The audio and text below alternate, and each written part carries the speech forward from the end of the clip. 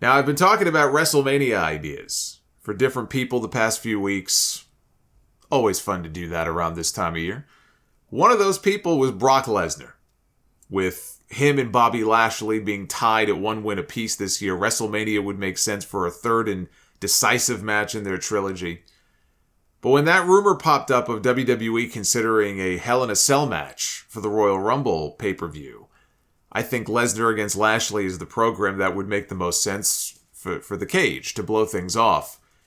It doesn't look like that's the case based on a story out this morning that Edge against Finn Balor is planned for the show and will likely be getting the Hell in a Cell treatment.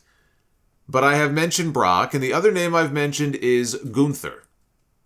I think WrestleMania is the time for them to revisit him against Sheamus, with Sheamus winning his first Intercontinental title. I still feel that way. But that's also a match they could revisit at the Royal Rumble. Although based on television, it looks like that spot is going to Braun Strowman. But they still do Gunther and Sheamus there, or they could do it in Montreal at the Elimination Chamber pay-per-view. And they may have to, if this latest report from WrestlingNews.co is accurate.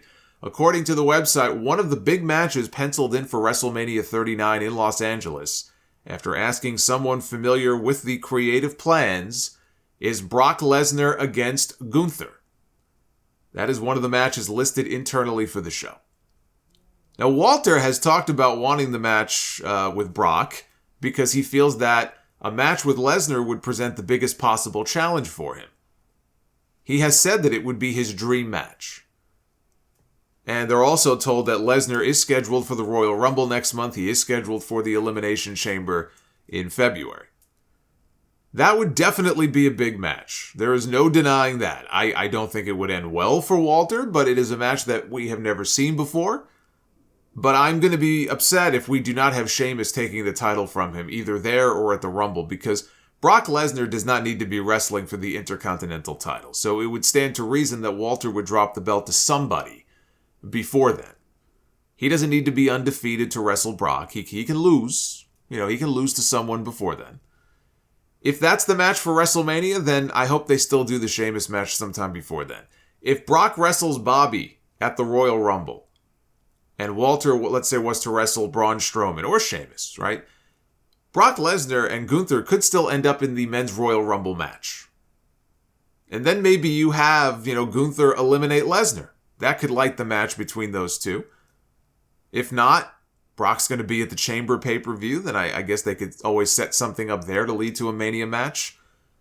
But, remember what a big moment it was when Drew McIntyre Claymore kicked Brock Lesnar out of the Royal Rumble 2 years ago. That was such a great match. I remember so many people hated the idea of Lesnar in the Rumble that year. I thought it was fucking great. That was the most fun I've had watching a Royal Rumble match in years. So eliminating Lesnar would be a big deal. Now, speaking of Gunther, he defended his Intercontinental title successfully against Ricochet on Smackdown Friday night. I thought it was an excellent match. 20 minutes of just greatness from those two.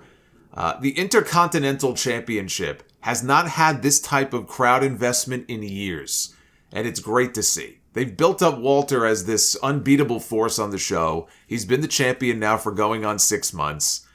And you watch that match on Friday night, and credit to Ricochet as well for being a babyface that they were able to get behind, hanging on to every near fall. They were so into everything that these guys were doing. It's just great to see. And it's great to see Walter thriving on the main roster when even a year ago I would have cringed at the mere thought of him being called up. So much has changed since then. But I would have just been like, please, go run the opposite way. Run as fast as your feet will carry you.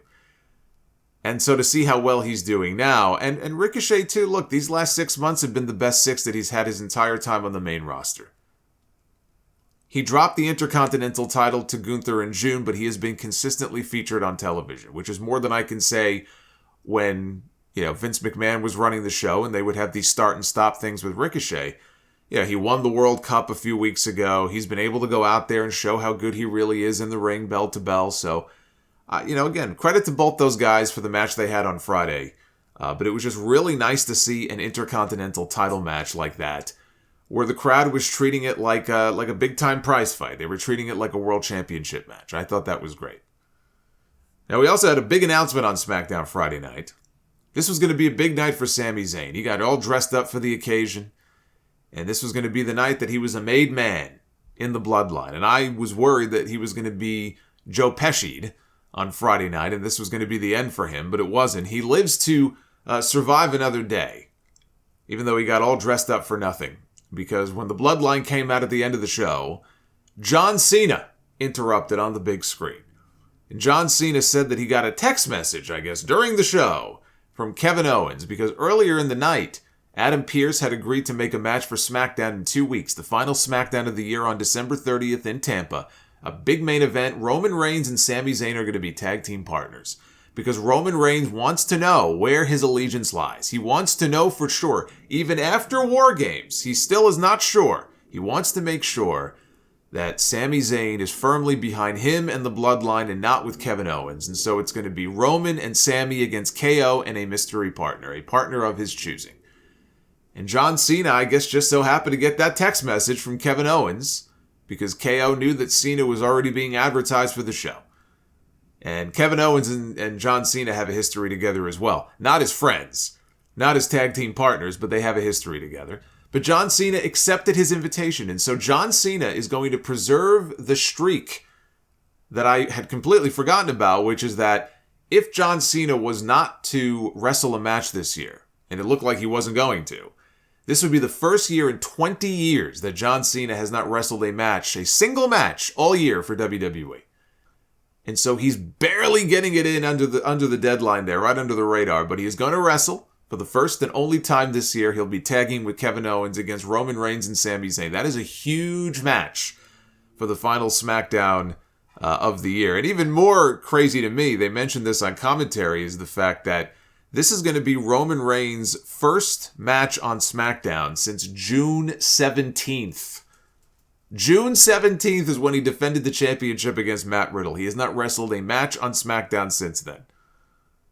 And as far as what do they do for a finish here, I know one thing I don't do. I don't pin Roman Reigns. Even if the bloodline loses, you have Sami take the fall. Roman Reigns does not get pinned until he is ready to drop the championship. And whoever he drops the title or titles to that first time, whether it's WrestleMania, whether it's Royal Rumble, whether it's Elimination Chamber, whether it's SummerSlam, whenever he finally loses and drops the title, that is when he should be pinned. He should not be pinned in a tag team match on television. I don't care if it's John Cena. I don't care who it is. You do not pin Roman Reigns until the time is right. This is not the right time.